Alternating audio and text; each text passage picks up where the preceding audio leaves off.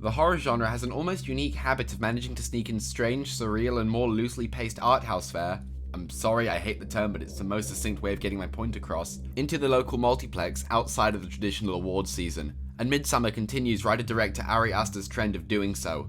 While his previous film, Hereditary, was well received, I was somewhat underwhelmed by it. I gave it a 7 out of 10 at the time, but in retrospect it's probably gone down to a 6. I don't know, but the film's generic third act really sticks in my mind over Toni Collette's amazing performance. His new film, Midsommar, on the other hand, is a huge step up from his prior film, and one I wholeheartedly enjoyed back to front. And you know it's a good film because in between the time the lights went down and the end of the film, about half the cinema had already walked out of this one. The movie takes its time to build up to its inevitable genre climax, and for the first few minutes of Florence Pugh's fantastic central performance, you can already tell that this is a movie that is trying to hurt its audience. The film's writing is wall-to-wall brilliant, making everything seem so believable, and bloody hell does Florence Pugh absolutely nail her performance. While everyone else in the film is fine, casting Pugh in the lead role was a stroke of genius. She just completely immerses herself in her character, and it's so rare in a genre film that you find yourself fully believing that you're watching a real human being and not simply an actor playing a character. When a character starts to hurt, you hurt, and boy do you feel it. And unlike Hereditary, which totally falls flat in its third act, this keeps going throughout. The film is paced just slow enough to make you nervous about when things are gonna get serious, while still keeping your eyes firmly glued to the screen for the surprisingly not overly long 2.5-hour runtime. And if Pugh's performance is what glues you to the screen, then the film's direction and cinematography is what nails you there.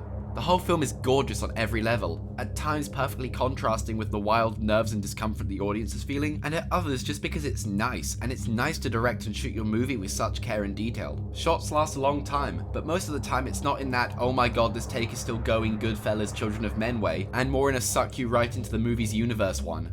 The film's not afraid to hold on the performances for a long time or to take you around the whole strange commune with minimal edits. And because you spend so much time in the film in this weird little summer solstice festival in the middle of nowhere, it starts to feel like a real place. A place that you can almost start to be familiar with its geography in the same way that playing a sandbox game can give you a sense of direction in this world if you put enough time into it. And that's not even to mention how gorgeous some of the shots are or how perfectly lit they are as well. I'm not sure if this was largely shot using natural lighting, but I'm pretty damn sure it was because boy does it feel like it. And the editing as well. Oh my god, some of the transitions are just mind-blowing, with one transition in particular leading to my jaw firmly hitting the floor for about 2 minutes while I contemplated just how genius that one edit was.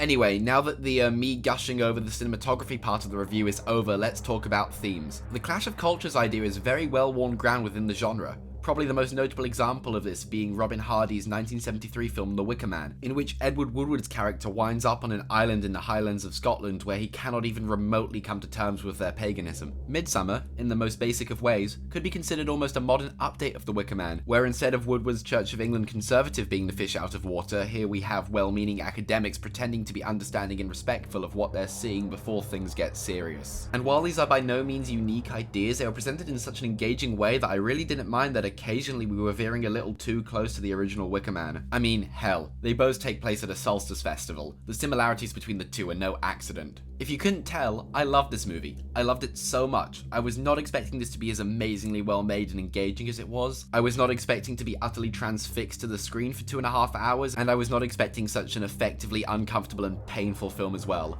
This is a must for any genre fan, even those who weren't too keen on Hereditary. Hell, it's a must for any film fan in general as well. This is by far one of the best films of the year so far, and I'm gonna give it a 9 out of 10.